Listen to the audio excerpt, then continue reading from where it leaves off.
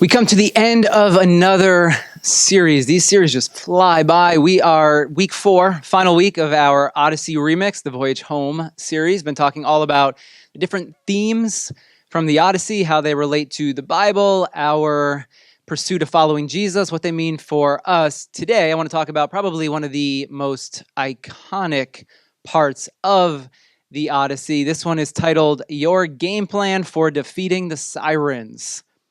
And I thought I would tell you as we start, we talk about the Sirens, let me tell you exactly how this series came about. Because there was a beginning to this series, probably a year and a half or so ago. I was walking to the bookstore and I saw this book. I have not read it, but I saw this one. Anyone read this book? It's called The Sirens' Call, subtitled, How Attention Became the World's Most Endangered Resource. Immediately, I knew that this title was referencing the Odyssey. I thought, wow, that would make for a really good series because each of the monsters, each of the different obstacles and challenges that Odysseus faces, those are obstacles that we all face. They're universal.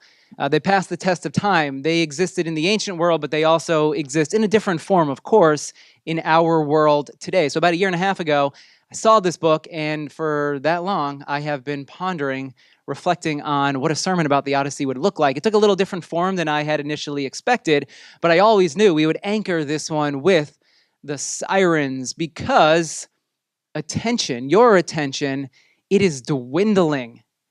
We used to have more of it. We now have less of it. A couple of years back, I had a sermon series, actually 2 years back, May 2024, called The Worlds We Create. Anyone remember this series? 2 years ago. Here's what this series was all about. Your world, for 4 weeks, here's what we talked about, how your world, your reality is a product of what you choose to focus your attention on.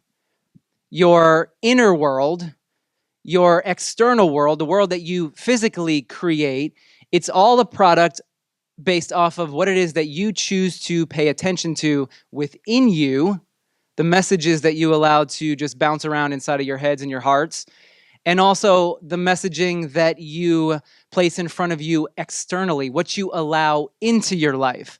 I've always loved the idea of this, but here's the problem with this truth. The premise of the series was that your reality is what you pay attention to. Here is the ongoing, enduring problem that we all face.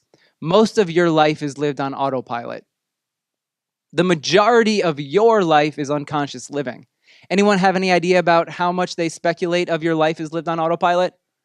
What percentage? Throw out a number for me. 70, 80. Any other thoughts? It's like Price is Right. Whoever is closest, maybe I'll give you a prize. Maybe it's under your seat. Call you down the aisle. 80%, not quite. How about 95%? 95% of your life is lived on autopilot. Is that scary? So that means that only about 5% of the time we're actively choosing what to pay attention to. The other 95%, it's what you've been doing. It's what you've been paying attention to, and you're allowing 95% of your life to be lived based off of the patterns that you have developed. So hopefully those are good patterns. And the messaging that comes to you from external sources. I've been reading through this book. This is one of my favorite authors. He has these very thin books. This is the third in a trilogy. This one's called It's Just a Thought by Thomas Sterner. If you're looking for a small read, highly recommend this one. His first one, The Practicing Mind, I think is even better. But I absolutely love what Thomas Sterner writes and his thinking. I have a quote for us this morning from It's Just a Thought. This is a scary quote. I know we're not in October, we're not in our scary month season, but this is actually a scary quote, and wait till we get to the end of this. Here's what Thomas Sterner says. Our brain is being given a constant stream of information to process and decode. Always. There's things coming at you constantly, whether it's internal thoughts that you have or things that are bombarding you from the outside world. This never-ceasing mental processing creates compulsive thinking. We talked about reactivity a little bit last week. You ever find yourself just reacting to life? So the never-ending stream of thoughts and information creates that compulsive reactionary thinking. We cannot turn it off. No matter what you do, you can't turn it off. We struggle just to be still and fully engaged in an activity like reading a book for more than a few moments. The thoughts created by this nonstop thinking also unconsciously and involuntarily create our perspective of reality. How you view the world is determined based off of what you allow into your mind. Our constant connection to media gives others the power to affect and even dictate how we feel about ourselves. Anyone else, you want to get off social media now? This dictates how we feel about ourselves, each other, and the world in general. Now, here is the worst part of it. You ready for this? This loss of control feels normal. The fact that we have abandoned our control over who or what determines how and what we think about ourselves, about each other sitting in this room and those in the larger world, how we think about our world in general, even our view of God, it's as if we've given up control of that and we've allowed others to create the worlds that we live in. We have given up control of the messages, ideas, and the people that are shaping our reality. To me, this is quite scary, and I do not think that this is a good thing. And I think the task, the invitation today and each day consecutively is to take back control so that we can be in control. We can allow the deepest truths of the universe, the God-given truths of how this world works, of how you are to view yourself and others, to actually dominate your thinking and to create the world that you live in. This, as we'll see this morning, is an ancient problem, and I would argue that this problem now has been made worse with modern technology. We have even more messaging coming our way. We have talked about the number of advertisements, the thousands of advertisements that are thrown in front of us on a daily basis. So this idea of allowing who or what's going to control and dictate our reality, this existed in the ancient world thousands of years ago, but I think it's even worse and harder for us to gain back control of in our world today. Here's how the Bible talks about it. 2 Corinthians chapter 10, though we live in the world, we don't wage war as the world does. The weapons we fight with are not the weapons of the world. On the contrary, these weapons have divine power to demolish strongholds. We'll talk about this as we go through our sermon. We demolish arguments, every pretension that sets itself up against the knowledge of God. And here's how we avoid this. Here's how we live into the truth. We take captive every thought to make it obedient to Christ. We make sure that the messaging, the stories that we're telling ourselves fall in line with who Jesus was and the messaging that Jesus has for us. Here's another one, Colossians chapter 2, one of my favorite verses in the Bible. So then, just as you receive Christ Jesus as Lord, continue to live your lives in him, rooted and built up in him, strengthened in the faith as you were taught, overflowing with thankfulness. See to it. And here's the invitation. Here's the task of the moment, the enduring task for all humanity. See to it that no one takes you captive through hollow and deceptive philosophy. There are lots of philosophies. There are lots of ideas. There's lots of messages that set themselves up as the truth, the things to believe, and yet they are hollow. They lead you down a path that you truly do not want to go. They may feel and look enticing, but the more that you explore these paths and these philosophies, you realize they truly have nothing to offer. Now, a few implications. The battle for your mind is an ancient struggle. Here's what it means. First, it means that the battle for how your world, your inner world, the thoughts that you constantly have within, and the outer world, how you actually physically create your world, the battle for that world is a universal human struggle. We hear about it in the New Testament. As we'll see, we hear about it in the Odyssey. So the battle for your mind, for the world that you are creating, it's a universal human struggle that humans have been wrestling with, fighting, battling with for thousands and thousands of years. And let's put it this way. Let's bring it home a bit. The war for your, let's call it your peace. Because the world that you're living within determines how much peace you're living with. So the battle or the war for your peace, for your joy, for your satisfaction, let's say your soul, it is a real battle. Many others have spoken about this battle over the years, and chances are you feel the battle raging within you.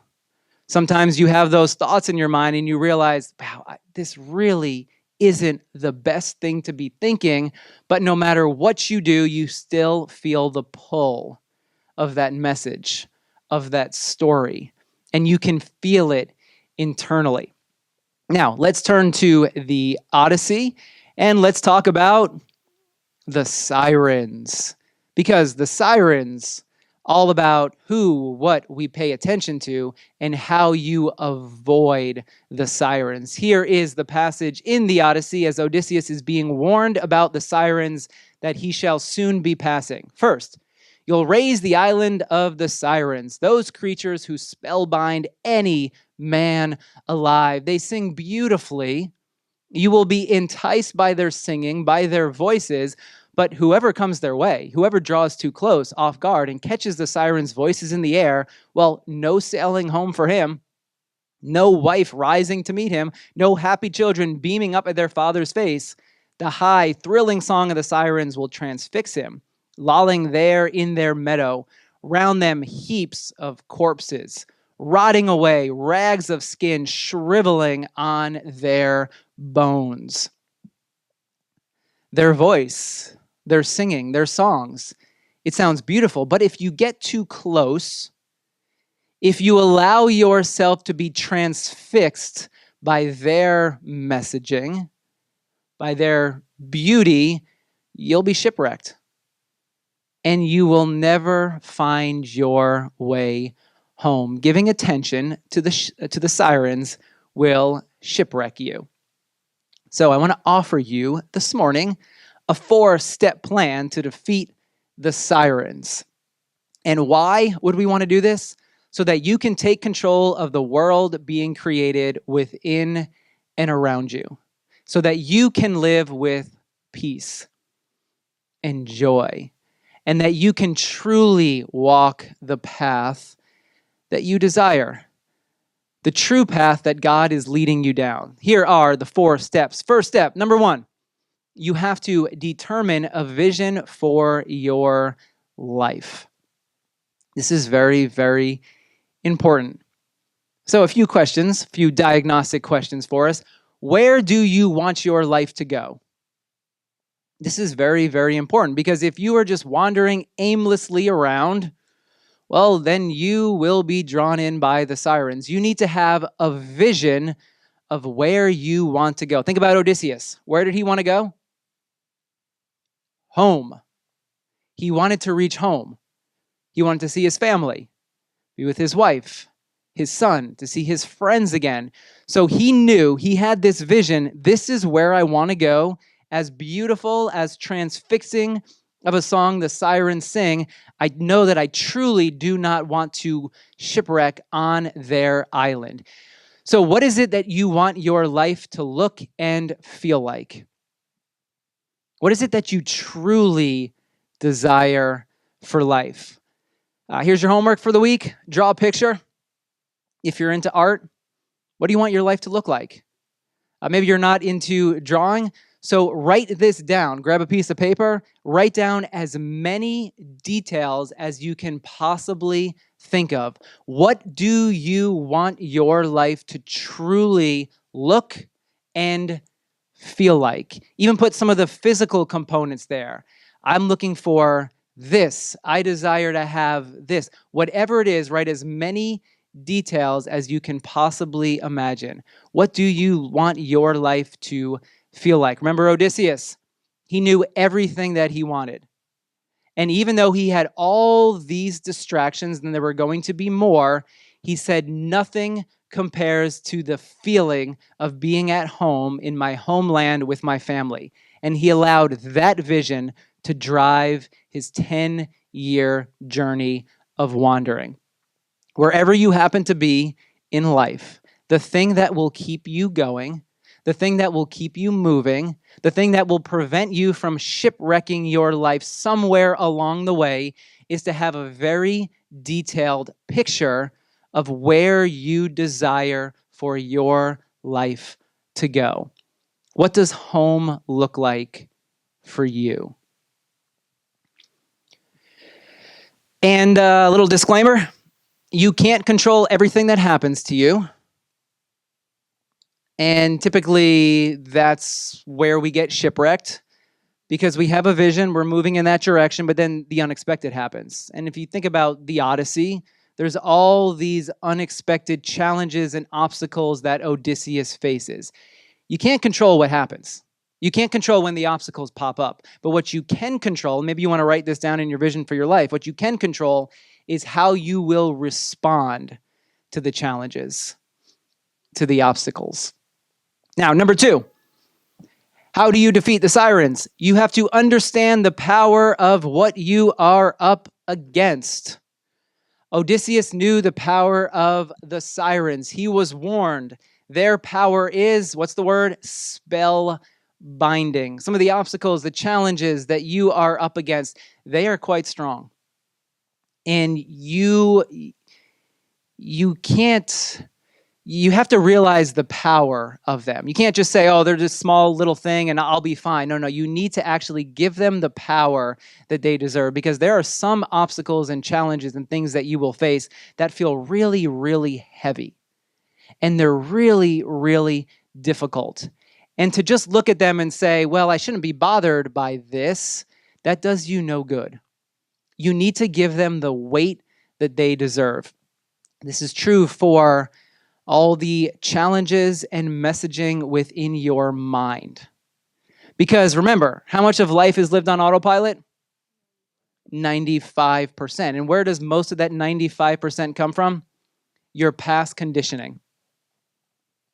Your default reactions. Think about if you touch a hot stove, what's going to happen? You're going to get burnt, and your body is going to recoil quickly away from that. So now you know if something is hot, you're going to stay away from it because of a past reaction that you've had. So much of our lives are lived like that. We've been hurt. We've been burned. We saw what happened and how much pain it brought us. So then we do everything possible to stay away from opening our hearts in a particular way, or we've been conditioned just to get angry and to react and to lash out. The more you respond or let's say react in a particular way to something that happens, well, the longer you're going to keep doing it. And so you need some way to recondition your mind. And often this comes because of our family history. We were passed down from our families of origins particular ways of being in the world. When you are young, you're like a sponge. You pick all of these reactions, these messages up. And the truth is, not all the messages that we were given growing up are the best for us. And we need to do a little bit of diagnostic work where we sit, we're silent, and we determine what was passed down to us. And we have to ask ourselves, is this serving me well? Is this message that I was given from my family of origin, is it bringing me the peace and the joy that I truly desire? And the truth is, we have all this inner messaging, and it's leaving you exhausted. So we have to understand the weight of that which we're up against, and sometimes that emotional, the inner messaging, the record that plays on repeat in your mind, that playlist that you have that you keep coming back to again and again and again. It's leaving you tired and exhausted and drained of the life that you truly desire to live. And so you need to be aware of it. You need to call it what it is and realize, yeah, it's here. And then you can start addressing it. What about these things? Remember, we have to, step 2 is to understand the weight of what we're up against. Let's talk about these. I got a couple numbers for us. That number right there, 640 to 700 billion per year. That is the amount of money that advertisers spend globally in order to get your attention. That's a lot of money. There's a lot of money wrapped up in making sure that your eyeballs are continued to be glued to the screen and their particular app or product. In the US alone, $300 billion spent on online advertising, which then boils down to about $870 per person per year. Advertisers spend about $870 per year on you, trying to capture your attention and essentially create the world that you are living in. Crazy money is being spent in order to shape your reality. Because if they can get you glued to their app, to their screen, then they're going to just generate more money for themselves. They are not looking after your well-being. They're looking after their bottom line. You have to understand the weight of that which you're up against. Every single time you look at your phone, every single time that you pop open an app, the people in power, the people behind that screen are shaping your reality. And if we live unaware of that, it's easier to be drawn into it. And that is why we have to understand the power of the sirens. Understand what the advertisers are doing and how you are generating, how your attention is generating money for them. And we all know that this is not serving us well. Then, as we looked at earlier from the New Testament, our struggle is not against flesh and blood. There's a deeper spiritual reality that we are all swimming in. You can't necessarily put your finger on it, but you can feel it. And you can feel the pull of it, leading you away from the path of Christ, leading you away from the path of true joy and peace. The more we understand this, I think the more powerful we become. When we realize that, yeah, there's the physical things that are taking my attention. The phone is a physical thing, but there's also all these forces. We could call them cultural forces, spiritual forces that are shaping us and shaping the direction in which our lives are moving. So number 2, the way to avoid the sirens and the pull of the sirens is you need to give the weight these forces deserve. You need to give them the weight that they deserve. And realize, yeah, they're powerful and they are pulling me in a particular direction. Here's a picture. So the fact that our house is still under construction just gives me endless sermon illustrations. Here's a picture of the back room where our house is still completely torn apart. And obviously it's been extremely hot over the past couple of days. We have central air in the house, but we have not been able to turn it on because there is a return pulling air from that back room where all the construction is. Obviously not a good thing because you do not want construction debris and dust being pulled into the air conditioning unit. So what we had to do is tape the room off completely. There's some plastic here, the contractor did this, then put tape all along the edge. But once the return was disconnected and once this room was sealed off, we realized that there were still some gaps where the air was coming through because this wasn't sealed perfectly. There's a zipper in the middle. Maybe there was some airflow coming from it. And we noticed that there was still some air being pulled from that back room under construction to the main return in the living space. So what we had to do, well, we'll get to that in a moment. Let's first talk about this because this answers the question. You have to create a plan to avoid the lure of distractions that take you off course. So here's the plan. Race straight past that coast. Soften some beeswax and stop your shipmates' ears so none can hear, none of the crew. But if you are bent on hearing, have them tie you hand and foot in the swift ship, lashed by ropes to the mast, so you can hear the siren song to your heart's content. But if you plead, commanding your men to set you free, they must lash you faster, rope on rope. You have to come up with a plan, because you realize the pull is going to be really strong. And if you go in without a plan, you're going to be unprepared.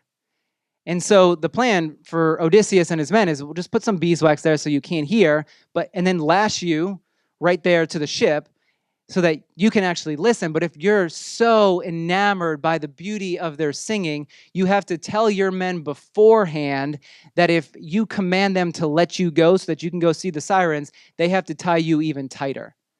You need to create a plan beforehand. You need to know before it happens what you will do. So now back to my house. Remember, the pull was so strong of that air vent. It was pulling air all the way from the back room, even though it was partially sealed off. So we had to come up with another plan because we realized the weight, the pull was so strong. So on the opposite side, in the living space, I was told, get some tape and then tape over every single seal around the door. By doing this, it stopped the pull of the air from the back room. We needed a plan. We wanted to turn the air conditioning on, but we realized the pull, the force was so strong that it was going to contaminate the air in our living space, so we needed a plan. We needed something to do so that we could stop the force or the pull of that air. This is exactly what Odysseus had to do. So the question for us is, how will you prepare yourself before you feel the pull? Think about your phones. Let's use that example. How will you prepare yourself so that you will not be pulled into that app or the world that others are trying to create for you? Is there a way that you can limit your time online? Is there a way that you can break your phone with a hammer? Whatever it happens to be, wherever you feel the pull, think about in your minds, all of a sudden there's a thought that you have and you realize it's not serving you well. You realize it's not the best for you. It's not the truth of how God feels or how God looks at you. Is there something that you can put in place so when you feel the pull leading you in a direction where you don't want to go, you can remind yourself of that which you know to be true? Or how about that vision, the picture that you drew, all the details about the vision for where you want your life to go? Whenever you feel being pulled in a different direction, you want to give into your anger. You want to give into bitterness. You want to live into unforgiveness. Can you pull that vision out that reminds you, I desire to be a person of forgiveness. I desire to not allow my bitterness to overwhelm my joy. See, when you have a vision of where you want to go and you plan beforehand, then in those moments when you're feeling weak, in the moments when the sirens pull, you can feel the weight of it, you can return back and remind yourself, this is the person that I truly desire to be. But the plan must come beforehand. So here's a few ways in which we can prepare ourselves. Prayer. Beginning each day with a few minutes of prayer. God, as I walk through this day, may you prepare me.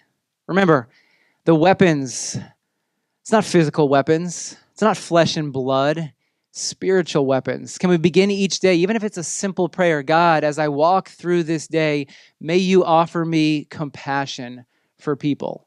Instead of getting mad for Lucy, my coworker, like I normally do, and then I lash out at her, God, can you please give me some space and power to actually be compassionate? What about silence? Just sitting in silence. Whenever you feel yourself wanting to react, can you pause for a moment and be silent and listen to the wisdom of the Spirit for how to respond in a healthy way? Now, we already talked about envisioning what you want and then establishing physical boundaries. Leaving your phone somewhere in your desk so it's not sitting right there at the kitchen table when you're there communing with other people, doing the thing that you really want to do. And so you leave it somewhere out of sight. Oftentimes, just the fact, there's been research done on this, just the fact that your phone is sitting right there. So anyone who I see, and I won't call out names, if your phone is sitting right there in front of you, and I know some of you would take notes on your phone, just the fact that your phone is sitting there within plain sight creates anxiety within you. So some of you are living with anxiety right now because of a choice that you've made to put your phone right there on your table. I'm kidding. Don't worry. But yeah, there's all this research how just the sight of your phone actually produces anxiety because you're thinking about all the things that you could go and do. Well, I could go get some dopamine from seeing if anyone has emailed me or if anyone has liked the things on my social media feed. Here's Odysseus. See, here's his plan beforehand. Set me free. If I'm commanding you, well, then lash me tighter. He's telling his friends beforehand, hey, listen, if I give into this, I know I don't really want to, but in the heat of the moment, if that pull is so strong and so powerful and I want to give into it, please tie me tighter around the ship, which then leads to our fourth step in the game plan, and is you tell others what you need. Oh, actually, I think it's right here. You enlist your shipmates. That's what it is. The fourth step. So first, create a vision of where you want to go. Second, understand the weight of that which you're up against. And then third would be create a plan for how you will not give in to the pull. And fourth, enlist your shipmates, which means you tell others what you need. Hey, you know what? I'm really struggling with this. And I need you to check in with me a couple times a week. Or, hey, I'm really struggling with this. Can I call you every time that I feel the pull of it? And then here's what I want you to say to me. You are a person of love. You are a person of forgiveness. You tell others beforehand, whenever I'm feeling the pull, can I call you so that you can just remind me of who I really want to be? I mean, that is so powerful. I have friends like that I can call up, that call and check on me. And man, when they're telling me things, it's like, yeah, you know what? It grounds me. It balances me. Sometimes you feel that rage within, or you feel being pulled in a direction. Then you talk to someone that you've enlisted for their help, and they don't say anything profound, simple wisdom, but yet it grounds and centers you. And what you do when you enlist your shipmates, you're giving them permission to speak into your life. And this is so, so important and powerful. When you have friends, when you have others that can speak truth into your life, and then they hold you accountable for the vision that you truly desire. We all need others on the journey with us. Even the great Odysseus needed his shipmates. He couldn't overcome these obstacles alone. And he was like one of the first superheroes in our world, and yet he needed others, which tells me, you, me, we all need others in our lives to lift us up, to pray for us, to pray with us, to support us, and to keep us walking the road that we truly desire. For us here at Awaken, it's walking the road of Jesus, because we believe that path produces salvation and hope and joy and peace for your world and the world that's around us.